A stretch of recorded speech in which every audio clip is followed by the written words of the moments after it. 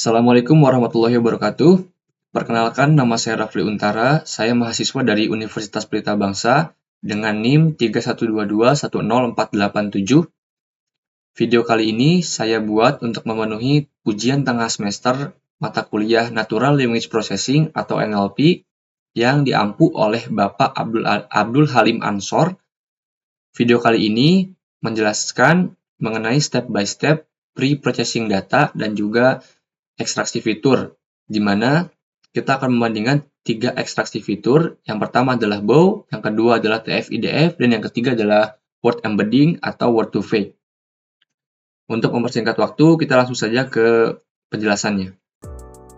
Saya sudah membuat serangkaian kode untuk langkah-langkah pre-processing dan juga sudah menyiapkan sebuah dataset yang saya ambil dari Google Colab, yang saya ambil dari Kaggle maksudnya. Selanjutnya kita akan menjelaskan dari awal. Langkah pertama yang kita lakukan adalah menghubungkan lingkungan Google Colab ini dengan Google Drive. Proses mounting ini sangat penting karena dataset yang akan kita olah tersimpan di dalam drive saya. Dengan terhubungnya drive, kita dapat dengan mudah mengakses, membaca, dan membuat file langsung ke dalam notebook untuk diproses ke tahap selanjutnya. Selanjutnya, kita masuk ke tahap persiapan data. Di sini saya mengimport library penting seperti Pandas untuk memanipulasi data dalam bentuk data frame, NumPy untuk operasi numerik, dan RE atau regular expressions yang nanti akan sangat berguna untuk pembersihan teks. Saya kemudian mendefinisikan path atau lokasi folder di Google Drive saya tempat file saya disimpan. Ada 2 file utama yang kita muat. Pertama adalah data.csv yang merupakan dataset utama kita. Saya menggunakan blok try except saat membacanya untuk mengantisipasi potensi error pada encoding file, memastikan data tetap bisa terbaca meski ada karakter khusus. Kedua, saya memuat new kamus_alai.csv. File ini berfungsi sebagai kamus untuk menormalisasi kata-kata tidak baku atau alai.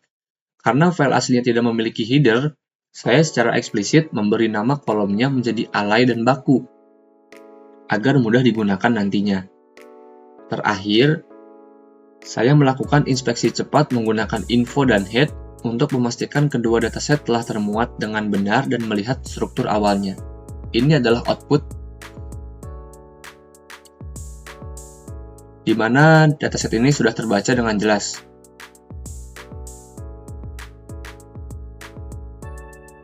Dataset asli kita memiliki beberapa kolom label seperti HS atau head speech dan abusive. Untuk menyederhanakan tugas klasifikasi ini menjadi klasifikasi biner, saya menggabungkan label-label tersebut menjadi satu kolom target baru bernama label. Logikanya sederhana, jika sebuah tweet mengandung unsur head speech atau abusive, maka ia akan dilabeli sebagai satu atau kategori negatif. Jika tidak mengandung keduanya, maka dilabeli 0 atau kategori netral. Setelah itu, saya cek distribusinya dengan value counts untuk melihat seberapa seimbang data kita. Terakhir, saya buat data frame baru, yaitu data bersih, yang hanya berisi kolom tweet sebagai fitur teks dan label sebagai target, supaya lebih fokus saat pemrosesan selanjutnya. Ini adalah outputnya, di mana ada distribusi lebar baru dan juga data yang akan kita gunakan. Sekarang kita masuk ke jantungnya NLP, yaitu pre-processing. Tujuannya adalah membersihkan data teks agar siap diolah oleh model. Pertama, saya siapkan dulu kamus normalisasinya. Saya ubah data frame kamus alai menjadi tipe data dictionary Python. Alasannya, karena proses pencarian kata di dictionary jauh lebih cepat dibandingkan mencari di data frame berulang-ulang. Kemudian, saya buat fungsi utama pre-process yang melakukan 3 hal. Fungsi pre-process text melakukan 3 hal. Yang pertama adalah case folding, mengubah semua huruf menjadi kecil atau lowercase agar konsisten. Cleaning, saya gunakan regex untuk menghapus kata user, URL yang merupakan placeholder di data asli, serta membuang semua karakter selain huruf, termasuk angka dan tanda baca, untuk menyisakan teks bersih saja. Yang ketiga adalah normalization. setiap kata dicek ke kamus alay tadi. Jika ketemu, diganti kata bakunya. Fungsi ini lalu saya terapkan ke seluruh kolom tweet dan hasilnya saya simpan di kolom baru, yaitu cleaned tweet. Bisa kita lihat perbandingannya sebelum dan sesudah diproses, teks jadi jauh lebih bersih dan terstandar.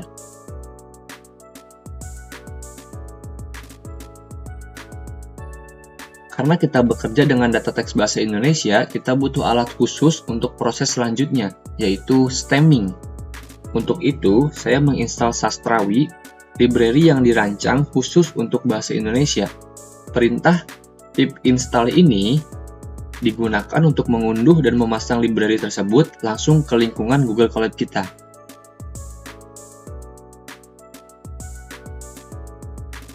Masih di tahap pre-processing, kita lanjutkan dengan dua proses krusial menggunakan Sastrawi. Pertama, stop word removal. Ini berfungsi untuk menghapus kata-kata umum yang sering muncul tapi minim makna, seperti kata yang, kata dan kata di. Tujuannya agar model nanti lebih fokus pada kata-kata kunci yang penting. Kedua, adalah stemming. Proses ini mengubah kata berimbuhan menjadi kata dasarnya. Misalnya kata membantu diubah menjadi bantu. Ini penting untuk menyederhanakan variasi kata sehingga fitur yang dihasilkan nanti tidak terlalu banyak atau sparse. Saya buat dua fungsi terpisah untuk masing-masing proses ini dan menerapkannya secara berurutan. Perlu kita ingat, proses stemming ini biasanya memakan waktu paling lama karena kompleksitas komputasinya. Hasil akhirnya saya simpan di kolom final text. Inilah teks bersih yang siap kita ekstrak fiturnya. Ini adalah data sebelum stop word dan stemming, dan ini hasil akhir pre-processing, yaitu data bersih yang akan kita olah.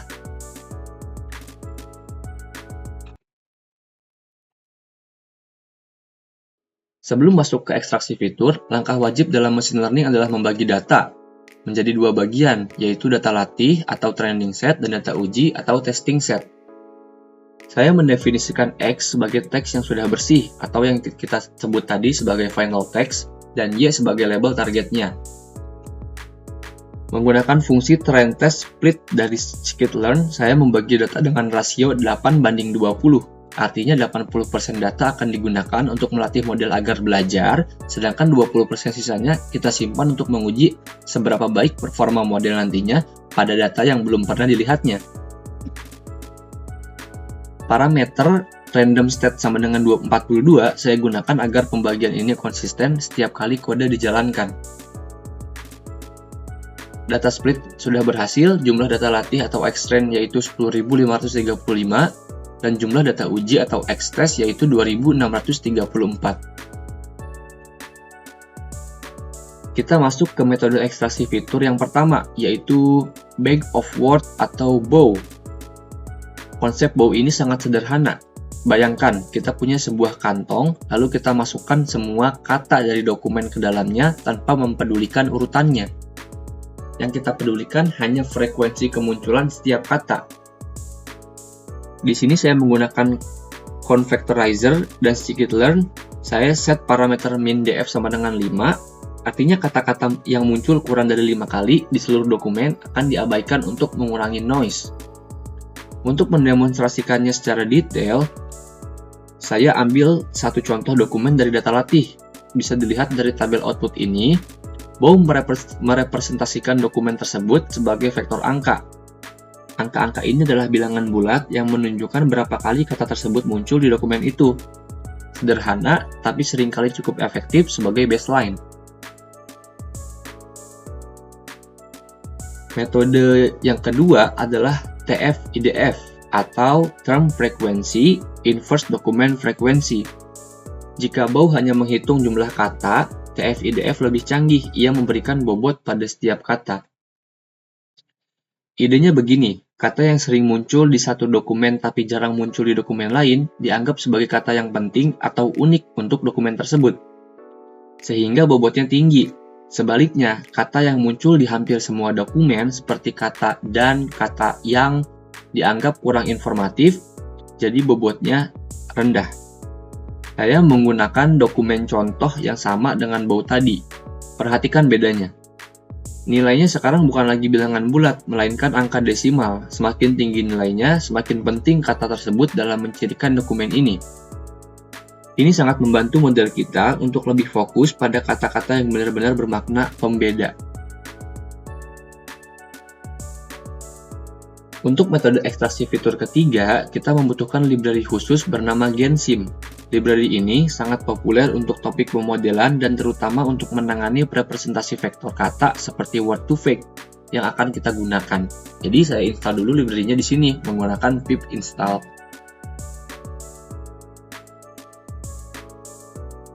Metode ketiga dan yang paling modern adalah word2vec. Ini adalah word embedding. Bedanya sangat fundamental dengan Bow dan TF-IDF.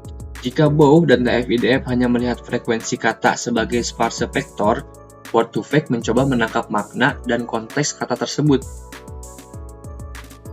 Bayangkan word2vec mengubah setiap kata menjadi koordinat dalam ruang multidimensi. Kata yang maknanya mirip, seperti kata ibu dan kata bunda, akan punya koordinat yang berdekatan. Pertama, kita latih dulu model word2vec dari 0 menggunakan data latih kita. Saya set vektor size sama dengan 100, artinya setiap kata akan direpresentasikan oleh 100 angka. SG sama dengan 1, berarti kita pakai arsitektur scriptgram. Tapi ada satu tantangan, word2vec memberi kita vektor untuk per kata, sedangkan model machine learning kita butuh vektor untuk per dokumen. Solusinya, saya buat fungsi getDocVector. Fungsi ini mengambil sebuah vektor dalam satu dokumen, lalu merata-ratakannya untuk mendapat satu vektor tunggal yang mewakili seluruh dokumen. Hasilnya bisa dilihat, ukuran matriks Xtrend W2F sekarang adalah jumlah data kali 100. Ini disebut dense vector, jauh lebih ringkas dibanding ribuan kolom pada Bow dan TF-IDF. Untuk memperjelas bagaimana word2vec bekerja, mari kita bedah lagi dokumen contoh yang sama.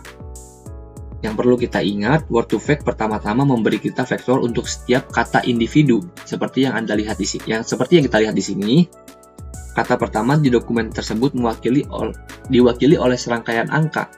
Ini baru 5 angka pertama dari total 100 angka yang mewakilinya. Kemudian, semua vektor kata dalam satu tweet kita rata-ratakan, hasilnya adalah satu vektor panjang berisi 100 angka ini. Inilah vektor dokumen kita. Nah, kesimpulan pentingnya, berbeda dengan Bow atau TF-IDF, di mana kita bisa langsung tunjuk, oh, kata ini nilainya sekian. Di word2vec ini, kita tidak bisa lagi melihatnya secara eksplisit. Yang kita punya sekarang adalah representasi abstrak sebuah koordinat 100 dimensi yang merangkum makna keseluruhan dari tweet tersebut. Meskipun tidak bisa dibaca manusia secara langsung, representasi ini seringkali jauh lebih powerful untuk model machine learning dalam memahami konteks.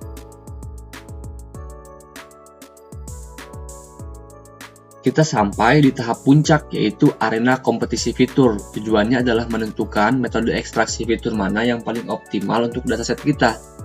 Agar adil, saya menggunakan satu jenis model klasifikasi yang sama sebagai wasit, yaitu logistic regression, karena sifatnya yang sederhana namun efektif sebagai baseline. Saya membuat fungsi uji fitur yang akan melatih model ini menggunakan masing-masing jenis fitur yang sudah kita siapkan tadi, yaitu Bow, TF-IDF, dan word2vec. Metrik penilaiannya ada dua. Yang pertama adalah akurasi, seberapa sering model mendebak dengan benar secara keseluruhan. Yang kedua adalah F1 score, ukuran yang lebih seimbang, terutama penting jika data kita sedikit tidak rata antara kelas positif dan negatif. Dan inilah hasil akhirnya. Ternyata dataset ini ternyata untuk dataset kita ini, TF-IDF keluar sebagai pemenang tipis dengan akurasi 86,48%